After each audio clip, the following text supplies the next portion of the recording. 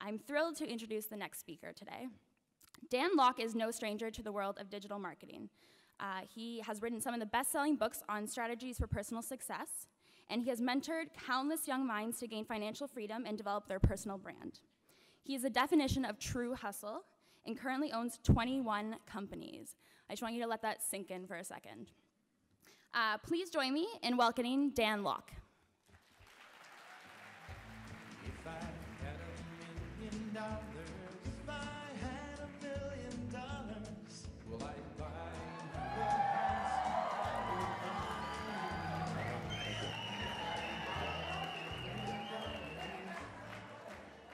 So, thank you. So, I don't know about yours, but my childhood sucked.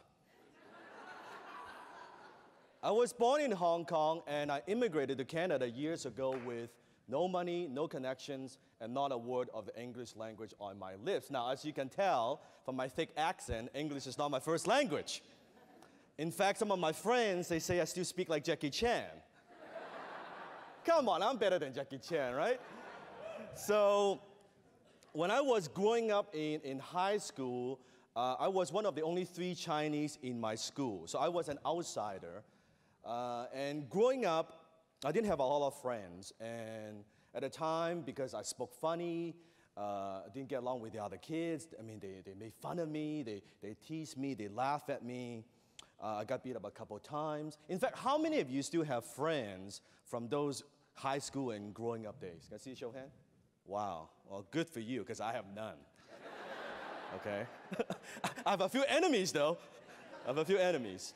So, my mom and dad got divorced when I was 16 years old, and that's one of the reasons why we immigrated to Canada. Later, I found out. So, if you can imagine going to a new country where you don't speak the language. Growing up, I wasn't, unlike most of you, I wasn't one of those people that was born to do some great or wonderful things. I wasn't one of those people that had, big dreams that I was going to do this and I'm going to do that. I wasn't one of those people that had great talents.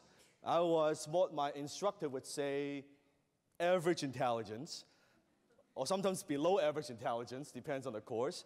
And I wasn't one of those people that had a good education or great resume. In fact, I dropped out of college. So not in a million years could I ever imagine that I would be doing what I'm doing today, building companies and writing books and speaking around the world and speaking in front of you and doing all these things. Not in a million years could I ever imagine I would be doing this. Because a lot of people, I believe, that it's because of that. In fact, let me ask you a question. How many of you come from a dysfunctional family? Can I see a show of hands? See, everybody comes from a dysfunctional family nowadays, okay? It is exactly this dysfunctional childhood that made me the functional achiever that I'm today. Thank you. It is because of my parents' divorce. It's because of the tough time in high school. It's because I'm the only child in my family that I had to learn to stop being a fucking boy and grow up to be a man and take care of my mom. You see, a lot of people, they look at their childhood as wounds, when I believe that your adversity is your greatest advantage.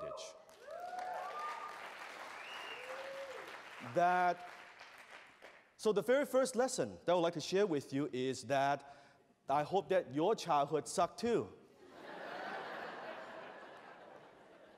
Because it means you have developed that it's like a workout. Going through difficult times, it's like working out for your emotion and for your psyche. Think about it.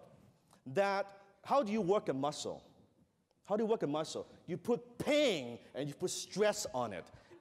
Yes? And literally, you destroy your muscle and you tear apart your muscle fiber, and then when it grows back, it becomes what? Stronger. So that's my very first lesson that I'd like to share with you. Please write this down. Your adversity is your advantage. Your adversity is your advantage. So don't look at your past as wounds. They are your muscles. They are your muscles. Because business is not a sport for the wannabe. Business is tough. I failed at 13 businesses before having my first success. So my question is, how bad do you want it? See, statistics, 96% of companies go out of business, fail. They all fail within the first 10 years. It means that only 4 out of 100 companies make it in 10 years. So you look at an audience of 1,000 people, in 10 years' time, only 40 of you would be still here.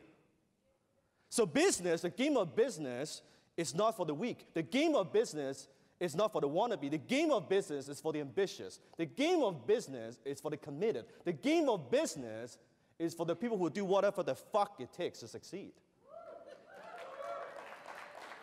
As long as it's moral, legal, and ethical, whatever it takes.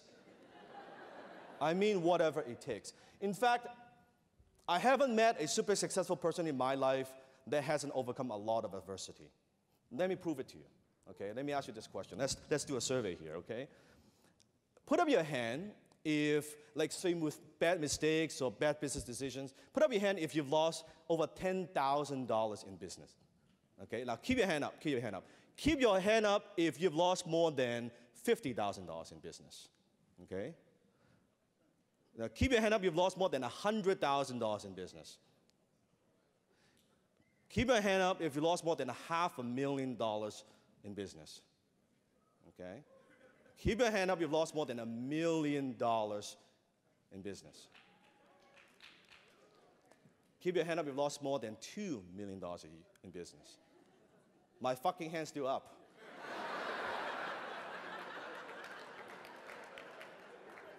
What does that mean? It doesn't mean I'm smarter. It doesn't mean I'm more talented. It doesn't mean I'm more good looking. Well, let's not go there. It simply because means I've fucked up more times than you guys. It means simply that. How many of you heard of the saying that, you know, do what you love and the money will follow? How many of you heard that before? Okay, it's a load of crap. Okay, let me ask you this. How many of you are doing what you love and you are following your passion and you're wondering what the hell is the money? So that dog doesn't hunt. It does not work. You see, the other day I was having a conversation with a friend of mine. He's an international sales trainer. And he travels around the world and goes into companies and trains different companies. And we were having this discussion about, you know, do what you love and the money will follow. And then he said to me, you know, Dan, you know what I would love to do? I would love to just stay home. Spend time with my kids, holding my wife, one hand, you know, holding a beer and watching a hockey game. But the problem is, you know what, Dan? I can't figure out to get people to watch me do that and pay me. So until then, I had to get on the road and travel and train. He said a lot of people, yes, you want to follow your passion, but you better make sure your passion makes you money. You better make sure, can you build a viable business from it? Can you get rich at it? Yes, follow your passion. I love what I do. I love what I do. I'm a very passionate guy, but there are certain things in my business that I didn't like to do while I was building a company. Nowadays, yes, I spend 90% of my time doing what I love. Let me give you an example. I love speaking. I love speaking, teaching, business. I could be here all day, no script. Don't need a script. Problem is, I fucking hate traveling. Hate it. And I got here last night, and it's like, it was horrible. But it's because I am willing to do what I don't like to do. That's what allows me to do what I do like to do. Does that make sense? So lesson number 2, write this down. It's not doing what you love and money will follow. It's love what you do. And you be damn good at what you do. And you be exceptional at what you do. Because the marketplace will always pay for value. Well, but Dan, are you saying it's all about the money? It's not about the money. Listen to me. It's never about the money. It's about choices. It's about lifestyle. It's about freedom. See, in my book, F.U. Money,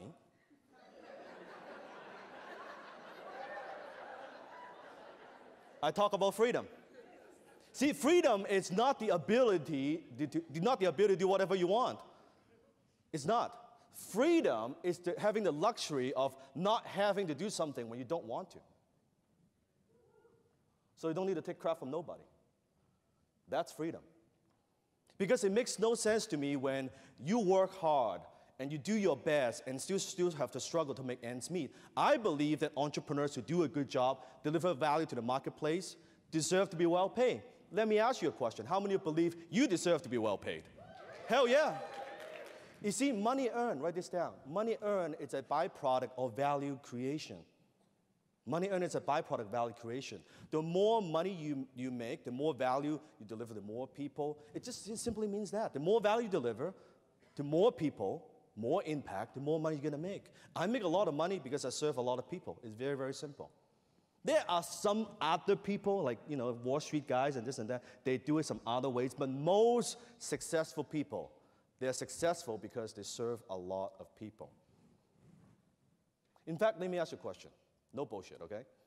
How many of you truly believe, that you deliver quality service or product to the marketplace? Then you deserve to be well paid.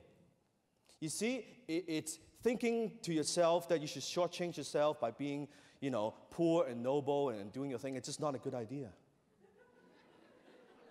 It's just not a good idea. You see, you deserve to make a nice profit and feel good about it. When I was growing up, my mom, I love my mom. She's like an angel. I don't know how she does it, but everywhere she goes, she would make friends with everybody. Everybody. So when I was growing, my mom would say to me, Dan, when you grow up, you do great and wonderful things, and you touch many people's lives, and you'll get rich, and you'll get famous, then you will take care of me.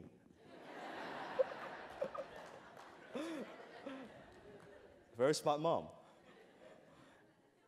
Here's my belief, and you don't have to buy my belief, but here's my belief. I believe when you learn how to make money, it is a gift. That it is a gift that you should use to the highest degree.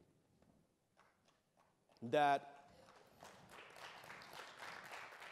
when you learn how to make money, you are actually morally obligated to make as much money as you can. That's my belief. Lesson number three, write this down. Save yourself before you try to save the fucking world.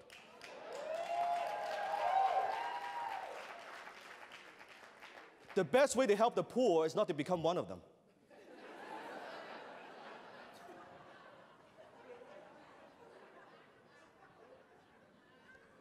It is your duty, it is your obligation, it is your responsibility to maximize your profits as an entrepreneur. Think about it. Let me give you an analogy. It's like if you want to give blood. How many bags of blood you can give before you pass out and die? That's linear thinking. That's an employee mentality. You want to give blood? Build a fucking hospital. That's entrepreneurial mindset. That's entrepreneurial mindset. Now, some people might say, but Dan, money is not that important.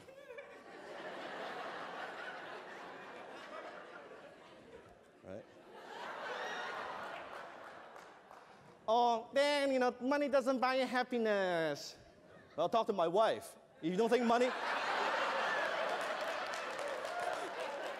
if you talk to her, she would say, if you don't think money can buy happiness, you don't know where to shop. Okay? And money, here's the thing. Money is not supposed to buy you happiness. Money is supposed to give you two things. How many things?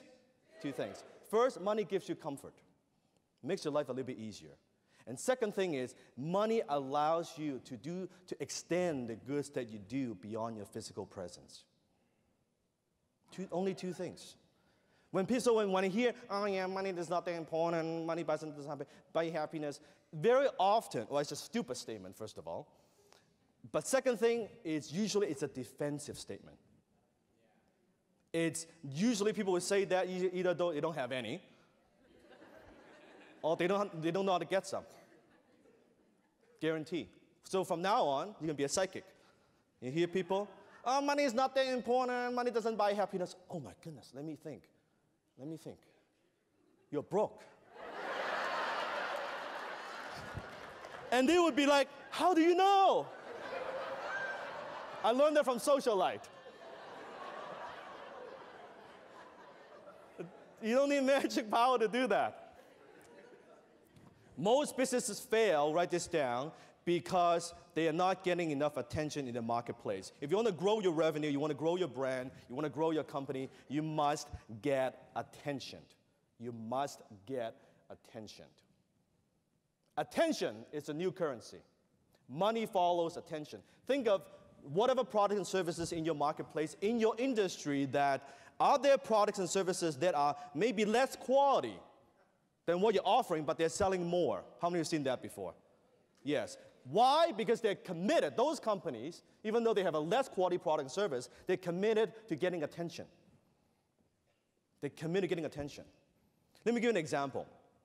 I have a YouTube channel. If you go to YouTube, you type my name, D-A-N, Dan Lok, and you find me. I have 200 videos on YouTube. I have a podcast that I do called Shoulders of Titans. And every single week, I interview a millionaire or a billionaire entrepreneur, and I post it online. It's all free. So that's 52 shows per year. On top of that, on average, I give about one interview a week. And then I write articles.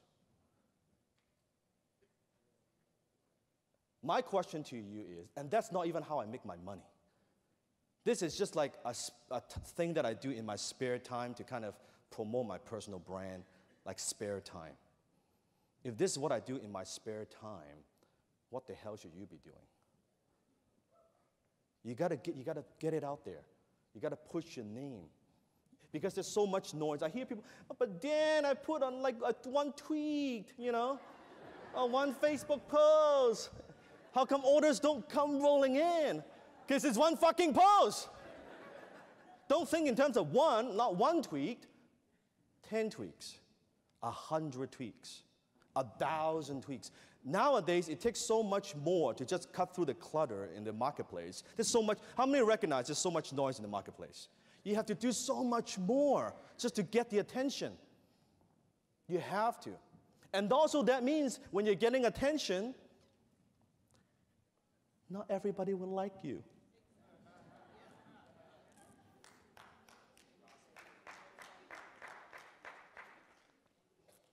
At first, they ignore you. Then they laugh at you. Then they fight you. Then you win.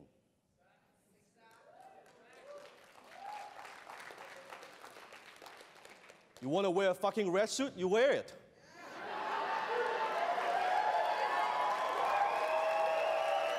You wear it.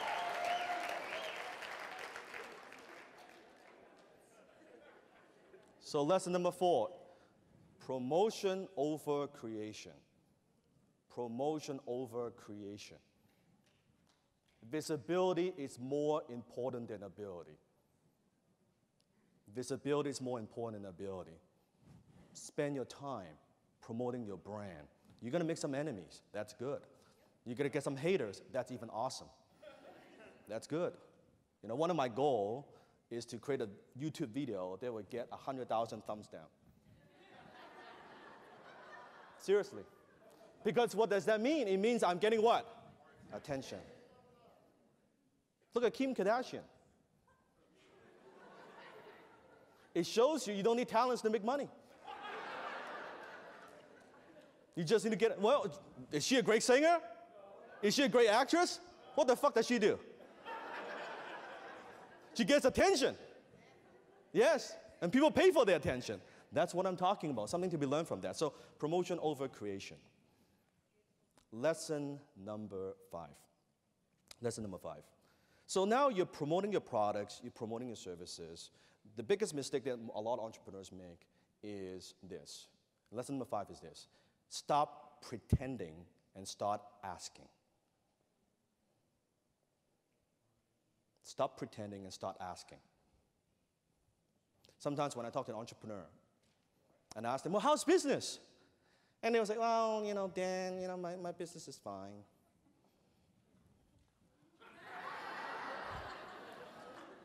It's fine. Fine, F-I-N-E, is actually an acronym. It's actually an acronym. It means this, write this down. Freaked out, in debt, not making enough money, and emotionally stressed out. When they say, my business is fine, that's what it means. That's what it means. In fact, would you like to get some inside information? Let me take you behind the scenes. Let me tell you something. Every time when I do a speaking gig, any kind of training, here's the percentage. Usually after the training, in let's say an audience of 1,000, doesn't matter, 100, 1,000, about 5% of the people, 5%, will ever come up and talk to me. 5%. That's about right. And out of the 5%, maybe out of the 1,000 people, less than 1% would follow up. Less than 1%.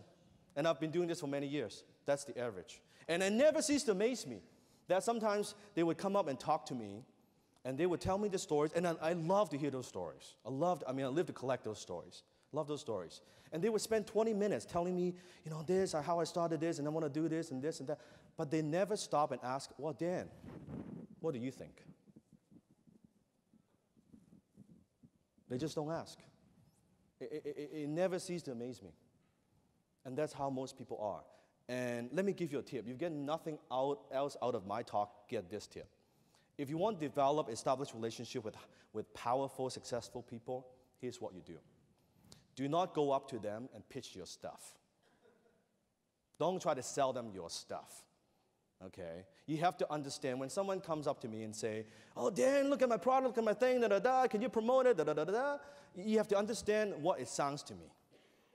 It's like, well, Dan, you don't know me, but can you endorse me to your most important clients and partners?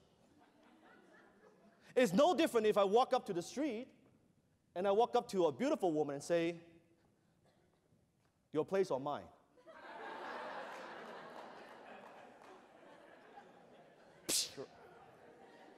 But somehow in business it's okay. So here's what you do. Here's what you do. Here's how you follow up. Here's how you do what? Let me give you a tip. Do not give them your business card. It is not their job to follow up with you. It is your job to follow up with them. They are already successful. They have what you want. Why the hell would they follow up with you? You think about it. So don't give them your business card. Here's what you do. Ask for their contact information.